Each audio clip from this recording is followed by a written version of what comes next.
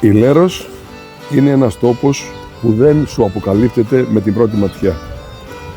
Είναι η θάλασσα που την αγκαλιάζει από παντού, η ήσυχη κόλπη της, το φως που αλλάζει από το πρωί ως το τελεινό, τα σπίτια, τα σοκάκια, τα λιμάνια, οι λόφοι και οι μικρές εικόνες της καθημερινότητας που δίνουν στο νησί το δικό του ξεχωριστό χαρακτήρα.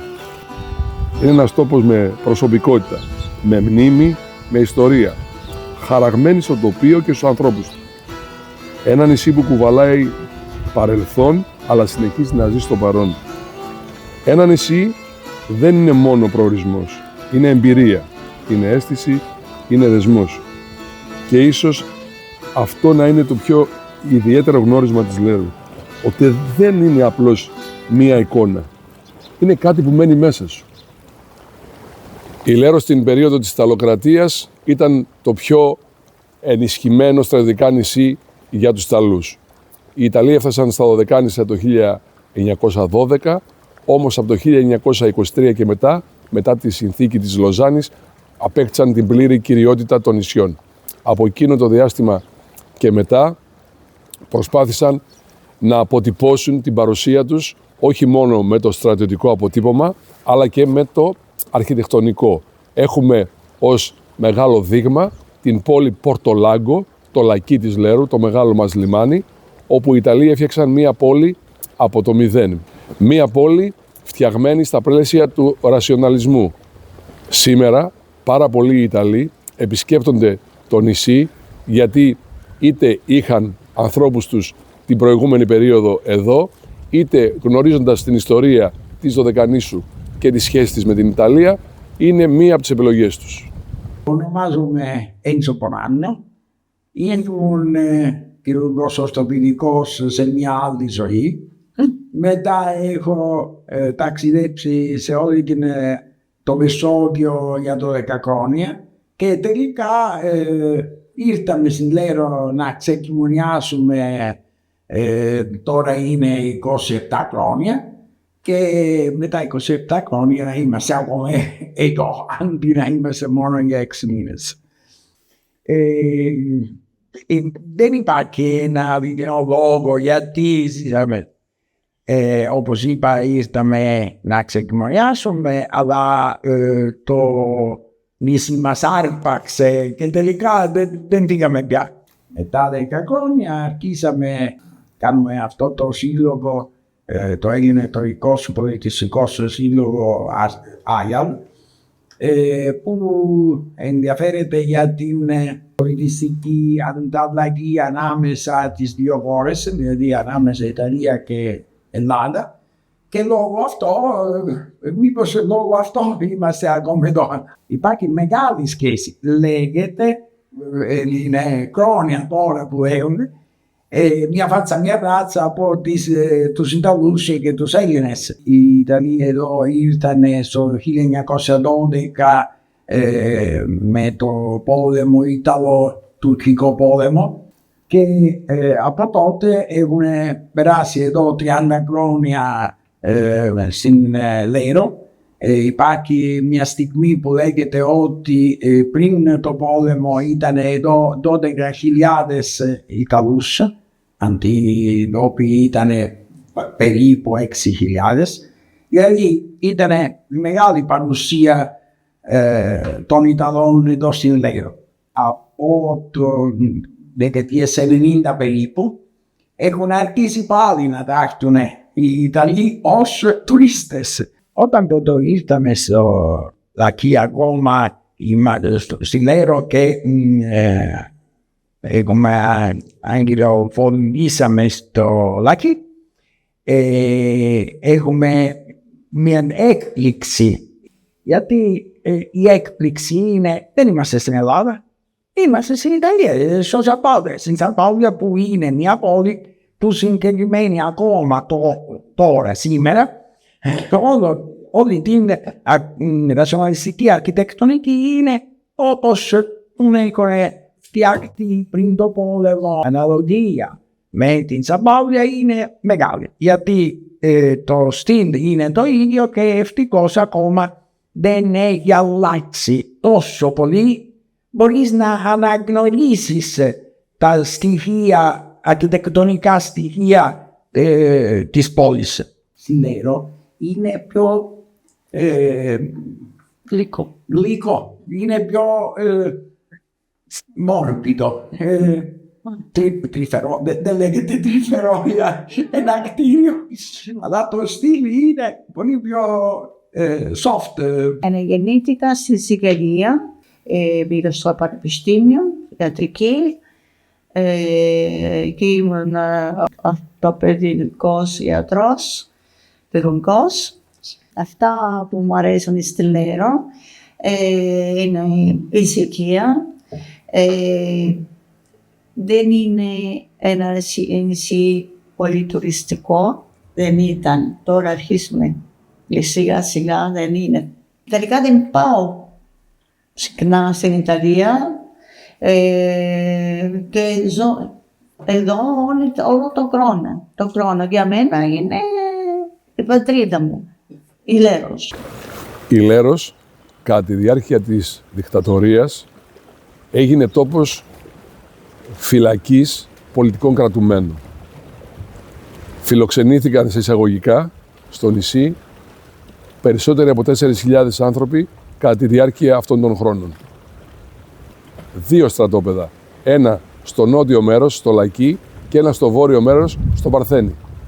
Το όνομά μου είναι Άννα Χονδρογιάννου. Γεννήθηκα στη Λέρο το 1952. Έφυγα από τη Λέρο το 1972, 20 Οκτωβρίου, για Καναδά. Η αιτία ήταν ότι είχα παντρευτεί και έφυγα, αλλά ήταν κι άλλη μία αιτία που με επιβάρυνε, γιατί μ' άρεσε πολύ να συνεχίσω το σχολείο, αλλά ο παπάς μου ήταν πολύ αυστηρός, καλοί μας δώσανε πολύ μεγάλη αγάπη, αλλά ήταν αυστηροί τότε, δεν μας άφηναν να φύγουμε μακριά από το σπίτι.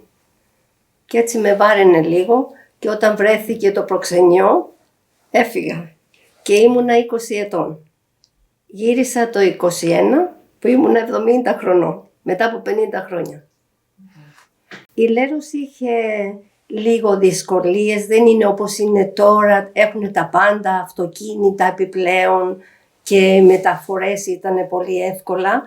Τότε πήγαινα στο σχολείο και περπατούσα από το Παρθένη μέχρι το Πλάτανο, 7 χιλιόμετρα και 7 να πάω πίσω, και μόλις έφτανα στο σχολείο κάναμε άλλη 1 ώρα γυμναστική. Αλλά μας είχαν διδάξει ιδανικά οι γονείς μας ότι πρέπει να είμαστε δυνατοί και να παλεύουμε για τη ζωή. Η ζωή έχει δυσκολίες, αλλά πρέπει να τις πατάμε κάθε φορά. Εγώ όταν έφυγα από τη Λέρο είχα μόνο 1 συμβουλή από τον μπαμπά μου. «Παιδί μου, όπου και να πας, ο καλός καπετάνιος στη φουρτούνα φαίνεται. Να φέρνεις το καράβι σου, τη ζωή σου, πάντα στα ίσια». Εκεί που μεγάλωσα στο χωριό το Παρθένη, ήρθανε τότε οι κρατούμενοι, οι πολιτικοί κρατούμενοι, το 1967 και φύγανε το 1970. Εμείς είμαστε οι μόνοι που είμαστε μέσα στη στρατιωτική ζώνη. Οι γονείς μου είχαν ένα μικρό εστιατόριο και παντοπολείο και ερχότανε πολλοί από τους κρατούμενους και τρώγανε στο μαγαζί, όπως ο Μανώλης ο Κλέζος, ο Κωνσταντινίδης ο γιατρός, ο Παπαϊωάννου ο γιατρός και άλλοι πάρα πολλοί. Ο Ρίτσος, πάρα πολλοί. Και μας είχαν φέρει μάλιστα, γιατί πολύ τους άρεσε, όπως ο Ρίτσος, λίγο ζωγραφική πάνω σε κοχύλια και τέτοια, και μας φέρνανε διάφορα πράγματα οι άνθρωποι.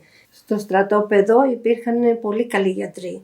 Οι πολιτικοί κρατούμενοι ήταν ο κύριος Κωνσταντινίδης, ο κύριος Παπαϊωάννου, φυσικά υπήρχαν και άλλοι που δεν θυμάμαι τα ονόματα, αλλά τότε παρήχανε και πολλές ευεργεσίες στο νησί. Αν κάποιος αρρώστενε, ερχόταν στον μπαμπά μου, αρωτούσε να ρωτήσει τον ταγματάρχη και να βγάλουν τον γιατρό έξω και φέρνανε τον άρρωστο στο σπίτι μας, γινόταν η εξέταση και παίρνει φυσικά τη βοήθεια από τον γιατρό.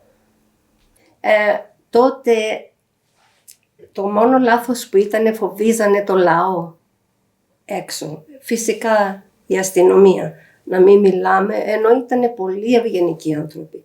Όσους γνωρίσαμε εμείς, μας κάνανε πολύ εντύπωση, πολύ ευγενικοί άνθρωποι, και μάλιστα ήταν και ένας κύριος που δεν θυμάμαι το όνομά του, που έλεγε στον παπά μου, ας το παιδί θα το σπουδάσω εγώ για μένα.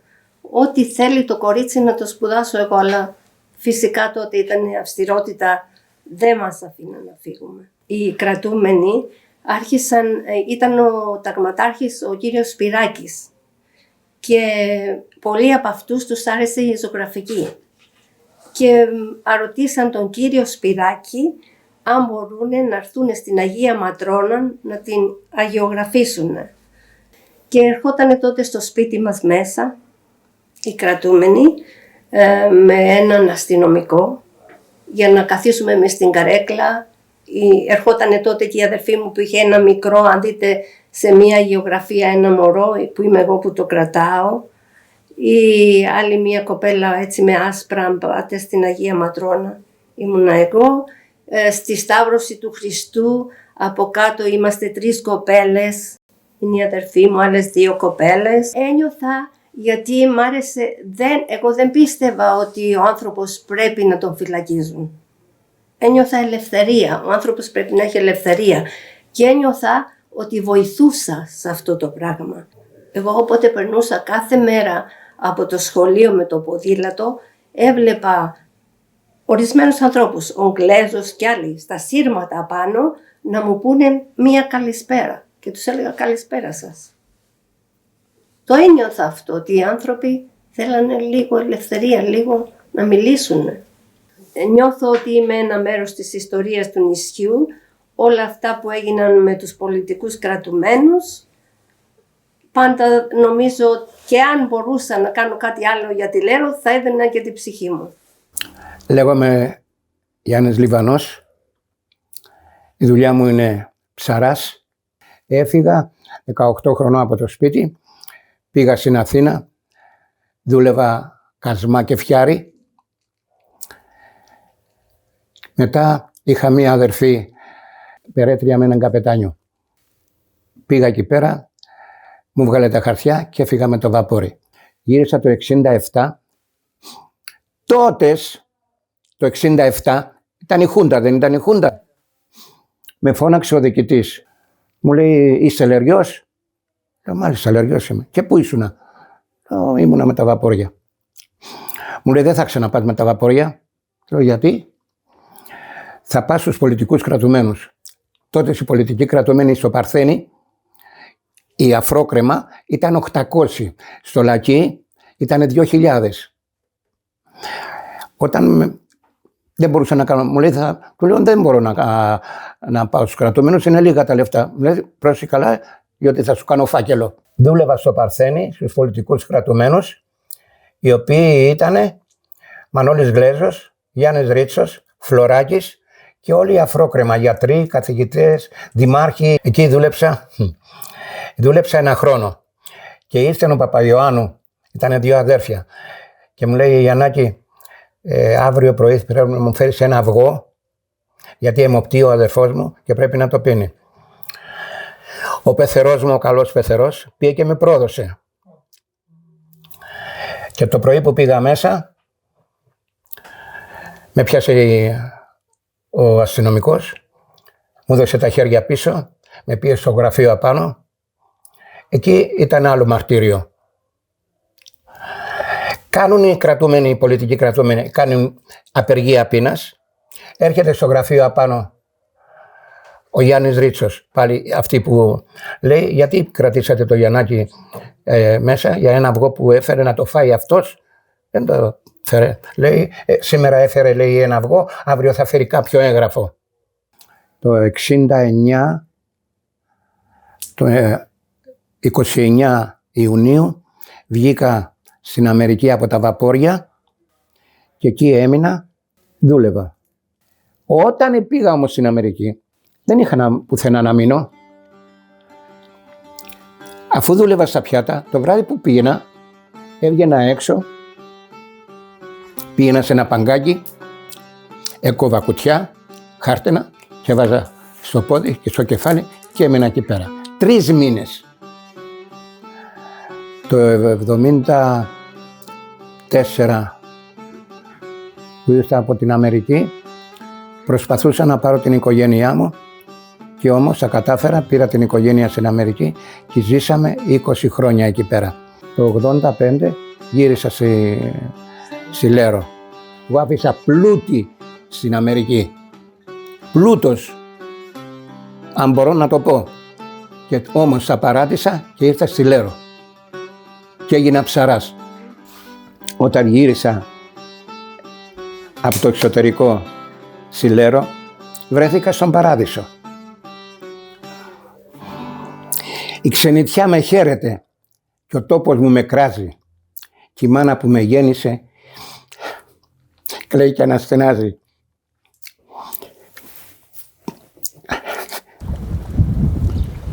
Το ψυχιατρίο της Λέρου αποτέλεσε για το νησί μας ευχή και κατάρα. Ευχή γιατί έδωσε θέσεις εργασίας και πάρα πολλοί ντόπιοι παρέμειναν στο νησί, καθώς και κάποιοι άλλοι που είχαν ήδη φύγει επέστρεψαν. Από την άλλη μεριά όμως δημιούργησε μια αρνητική ταυτότητα, την οποία την κουβαλούσαμε για δεκαετίες. Η Λέρος, παρόλη την κακή της φήμη για το ψυχιατρίο, για τους πολιτικούς κρατούμενους, έγινε η δεύτερη πατρίδα για πολλούς ανθρώπους, οι οποίοι αφού ήρθαν στο νησί και το γνώρισαν, επέλεξαν να μείνουν εδώ για όλη τους τη ζωή.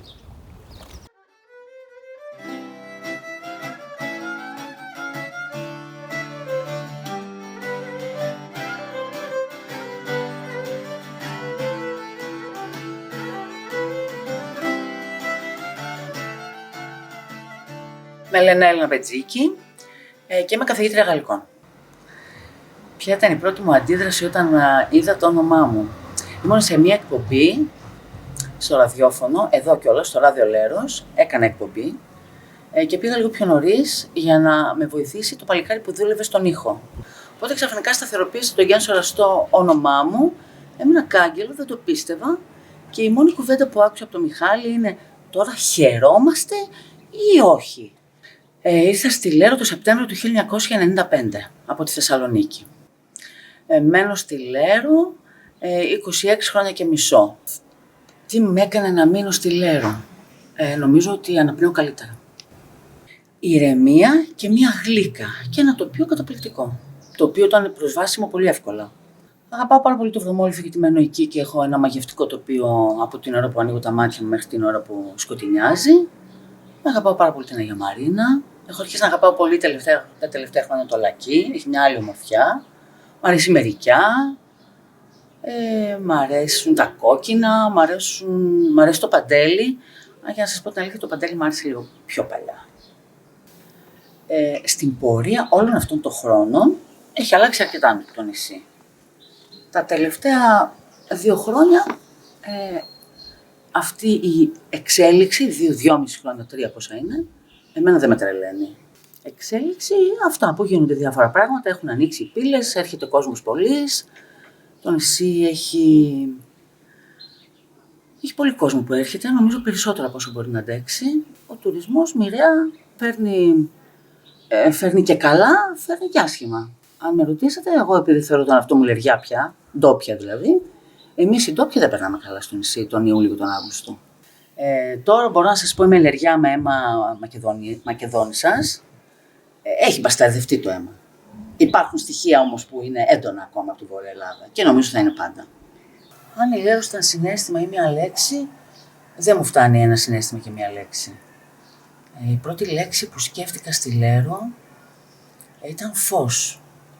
Φως γιατί ξαφνικά βρέθηκα σε ένα άλλο περιβάλλον, με άλλους ρυθμούς, με άλλους ανθρώπους, καινούριος τόπος, οπότε ήταν προς εξερεύνηση.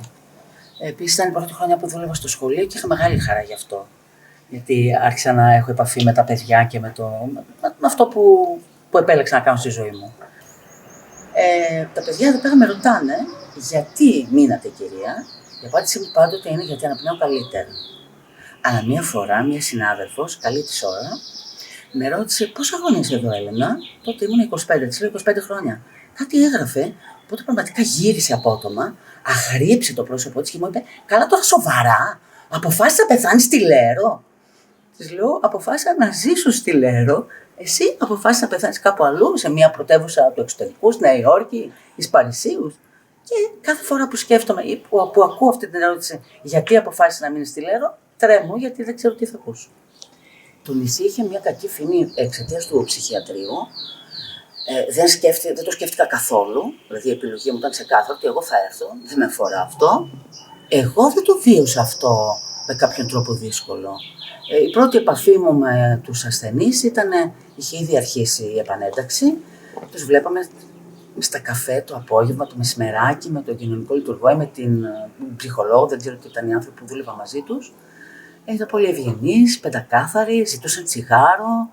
Εγώ έχω πολύ γλυκιά ανάμνηση από αυτούς τους ανθρώπους. Εκείνο που θέλω να σας πω είναι ότι κάποια στιγμή όταν είδα ένα βίντεο σε μια διημερίδα που είχαν κάνει ψυχίατροι μετά από χρόνια, συνάντησα, και μόνο που σας το λέω μου έρχεται κόμπος, μάλλον είδα αυτούς τους ανθρώπους του βίντεο, εγώ τους έβλεπα έξω καθαρούς και περιποιημένους. Και αναρωτιόμουν αυτοί οι άνθρωποι γιατί ζήσαν τόσα χρόνια εκεί μέσα, σε τόσο άθλιες συνθήκες. Τι είχε επιφυλάξει η ζωή για αυτούς τους ανθρώπους. Το θυμάμαι πάρα πολύ, δηλαδή τους θυμάμαι ποιοι ήτανε.